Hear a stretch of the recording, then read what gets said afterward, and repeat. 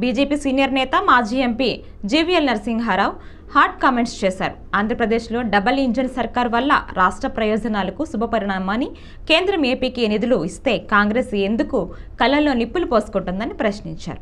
ఈ సందర్భంగా మంగళవారం ఆయన మీడియాతో మాట్లాడుతూ రాష్ట్ర విభజన సమయంలో ఆంధ్రప్రదేశ్ అవసరాలను కాంగ్రెస్ గుర్తించలేదని, రాష్ట్ర విభజన తర్వాత ఏపీ నష్టపోవడానికి రాజధాని లేకపోవటమే కారణమని అన్నారు. ఆయన ఒక రకంగా చెప్పాలంటే వ్యవసాయమే ఆంధ్రప్రదేశ్ని నిలబెట్టింది, కాపాడింది.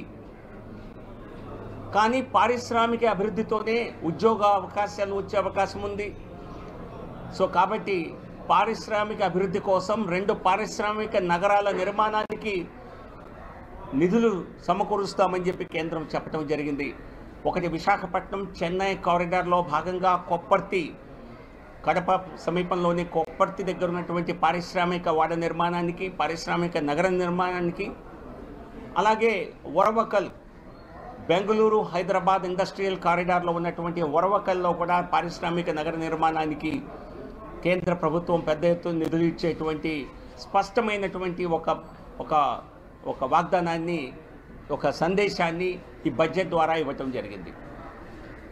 అలాగే రాష్ట్రంలో మౌలిక సదుపాయాల ఉత్పత్తికి, మౌలిక సదుపాయాల అభివృద్ధికి గత 4 సంవత్సరాల్లో 11,000 కోట్ల రూపాయలు ఇవ్వటం జరిగింది. రానున్న సంవత్సరంలో దానికి కూడా క్యాపిటల్ ఇన్వెస్ట్మెంట్ కూడా మేము నిధులు ఇస్తాం, మౌలిక సదుపాయాల నిర్మాణానికి నిధులు ఇస్తామని చెప్పి కేంద్రం ప్రకటించడం.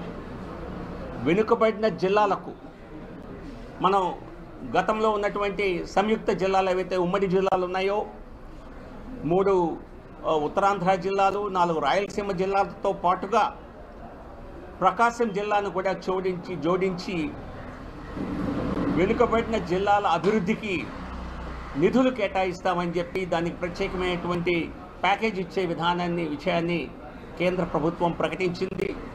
ఇది చాలా సంతోషకరమైన విషయం.